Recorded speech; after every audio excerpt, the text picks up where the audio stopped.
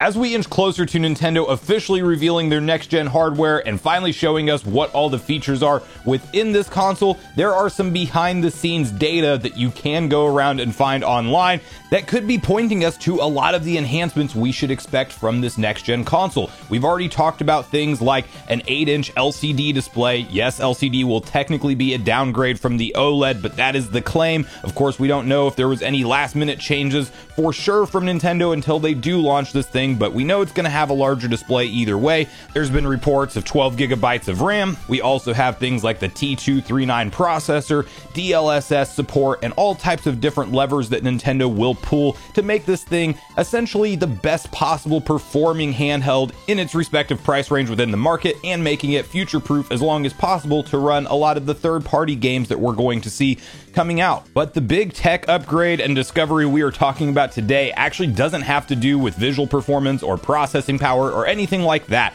It is actually tied to a major issue that Nintendo has had a lot of history with on their Nintendo Switch, really costing them a significant amount of money in repairs. We are talking about the dreaded subject of Joy-Con drift and a new patent that has been spotted online from their partner, the actual original accessory manufacturer and producer of the joystick that we have in the Joy-Con today. And the reason this is a very exciting discovery is because they are effectively using a technology that will render Joy-Con drift a thing of the past. And before we unpack all the implications of that, it actually perfectly ties into today's video sponsor, who is currently using this tech for the current gen Nintendo Switch we have today. So listen, I've absolutely loved my Nintendo Switch ever since I bought it, but one thing I've very much had a love-hate relationship with is the Joy-Con that come with the console, and that's where today's video sponsor, Nixie, comes into the equation. The Nixie Hyperion Pro wireless joypad are a super comfortable, ergonomic alternative to the Joy-Con that comes with the Switch, and in my opinion, it makes it easier to game that much longer comfortably. One key feature that the Hyperion Pro wireless joypad has to offer is Hall Effect joysticks, which, if you're not familiar, that's essentially the solution, the killer to Hall Effect joysticks solve these problems and will never develop drift in their lifetime. I've tried out my fair share of Joy-Con replacements over the years on Nintendo Switch, and when it just comes to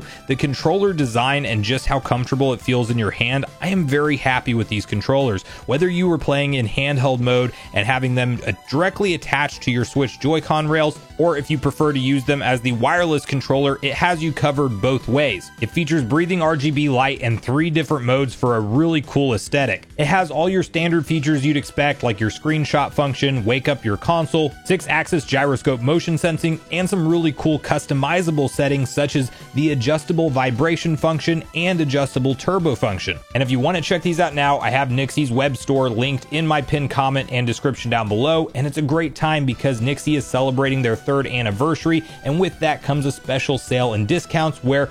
orders over $39 can get special gifts. So please help support the brands that support me, and big thanks once again to Nixie for sponsoring today's video. So I want to give a couple shout outs where this information was spotted and where I saw it first, and the user who originally posted it. I saw Nintendo Prime talk about this yesterday on his channel, and he's spotting a post from a Family Board user by the name of FWD-BWD,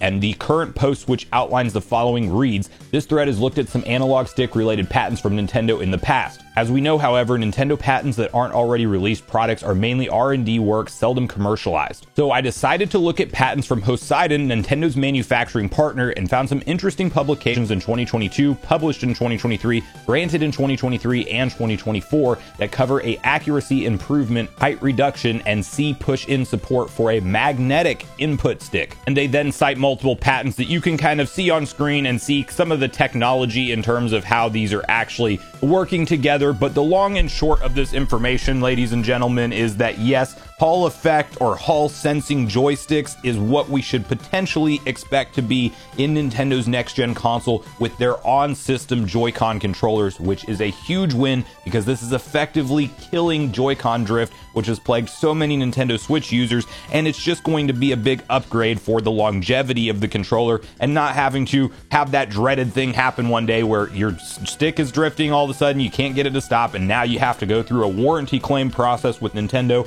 that you know is going to be lengthy. You're not going to have the same Joy-Cons in your possession for a foreseeable amount of time. And while the visual fidelity of games and how they're going to look and all of the new possibilities that unfold from having more powerful hardware are very exciting, if you just have broken hardware that can't play your games the way that you want to, well, then that is a bigger problem. And while this is not confirmation, again, have to be very clear, not confirmation from Nintendo that they are using this technology, but their accessory manufacturing partner for the joystick and the Joy-Con has a clear patent for a low profile sensing. This is a very good, strong indication that this is likely tied to what Nintendo will ultimately join onto and use for their next generation hardware. And you stop and cross-reference this with the previous data we've known about the Joy-Con from accessory manufacturers, which is the claim that rather than using the sliding rail system, they are going to magnetically attach and actually have some kind of mag switch function where it essentially locks in extremely tight and secure when you need it to, and then you can release it as well and make it easy to pull off. We don't know if there will be a rail system plus the magnet system, but they definitely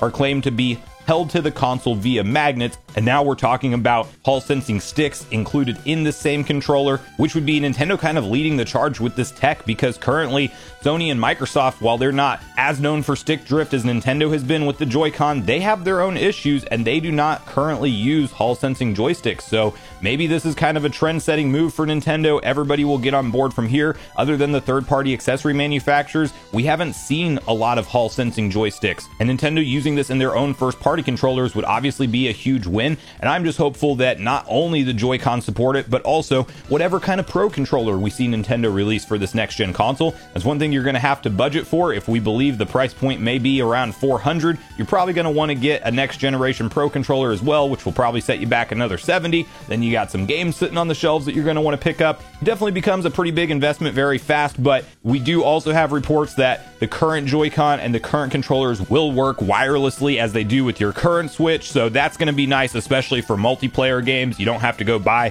3-4 brand new controllers just to be able to play a 4-player game locally, like Super Mario Party Jamboree when that releases. We should be able to use our existing stuff on the next gen hardware, and backwards compatibility will be intact and all of that, which is going to be a big win. But we are getting closer and closer to the release of Nintendo Switch 2 and the official reveal from Nintendo. But let me know in the comments down below how you feel about this patent and whether or not you think this is an exciting discovery that you're hyped for to see technology like Hall sensing joysticks, or do you think that this is one of those patents that maybe is being researched and developed with Nintendo and one of their accessory manufacturers, but actually won't make it to the finalized product? And bonus question, with Nintendo's investors briefing being right around the corner, do you think we're hearing anything about Switch 2 very soon, or do you think we're going to have to wait further into the fall, like the September-October timeframe, to find out more about Nintendo's next-gen console? So make sure you share all your thoughts and feelings in the comments down below before you leave, regardless if we agree or disagree. Also, make sure you like, subscribe, turn on your notification bell. And with that, I've been Sunbro, you've been Nation. Thanks so much for watching, and I'll see you guys in the next video.